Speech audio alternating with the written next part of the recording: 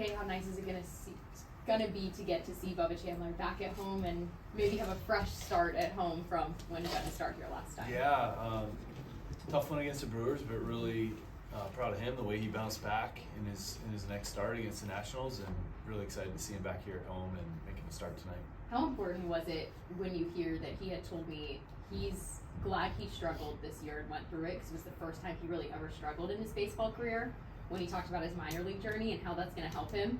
How important is it for the maturity that he needs at this level to fail and to succeed and go through what it takes here? Maybe to have learned that at that point. Yeah, I think that something that took me a long time to learn is failure isn't fatal. It's part of learning and growing, and how you adjust and adapt and continue to get better. And everybody's going to go through it at some point here at the big league level, and really cool to hear that that's a mindset that he's taking throughout this year, and especially here in the big leagues with the outings that he's had, because he's had some really, really good ones, and then, you know, the Brewers one was a tough one, but the way he bounced back showed us a lot. Anything in particular he did in between those starts? Adjustments, what he learned? I mean, to be able to go out and have different results. Yeah, I'm sure there were some more detail type stuff that maybe I'm not even aware of.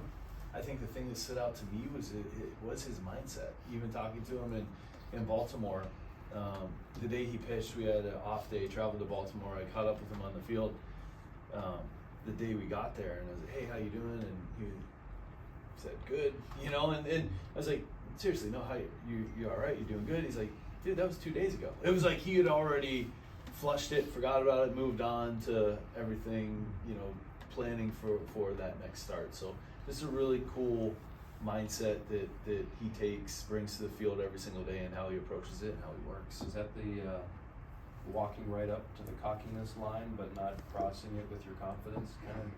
Yeah, I think so, and that's you gotta be right up to that line. You know, it's a hard thing to do. Be humble all the way until it's go time, and then when you get out there, I think that he's got that edge to go compete like that. So he doesn't question as to whether or not he belongs here. I don't think so. Yeah, okay. Yeah. Obviously, his fastball is what, I wouldn't say has gotten him here, but it's his most dominant pitch.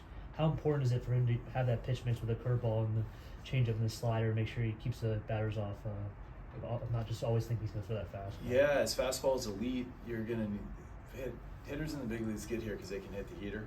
They are all over it, so you got to have something else. And I think that the ability to go to other stuff in that national start was really big. And then he showed the adjustment too against the Dodgers when they got a hold of a couple heaters, and he was able to go to the other stuff, and specifically the changeup as well was a big pitch for him. Has he been any different since his first outing? Have you seen him? Is he any different now than he was when he got to the big leagues for the first time? I'm sure he is in some ways, but he's still the same in most of the ways of what we were talking about, the competitiveness, the way he carries himself.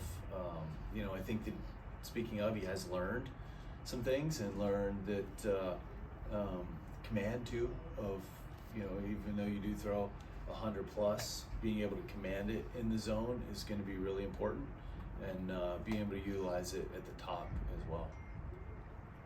I guess when you look at his relationship with Henry, I mean, how important is it to have a catcher that just knows exactly what you need behind the plate, especially like, I know last time when against the Nationals, you kind of praised Henry for getting him back to where he wanted to be, but at least from your perspective, what's it like just seeing Henry do what he does? Yeah, Henry's been really good defensively, like we talked about, and the work that went into that from a few years ago to where he is right now, the preparation that he puts in, he is ready to go, and it's really fascinating. Like, guys don't shake him, you know.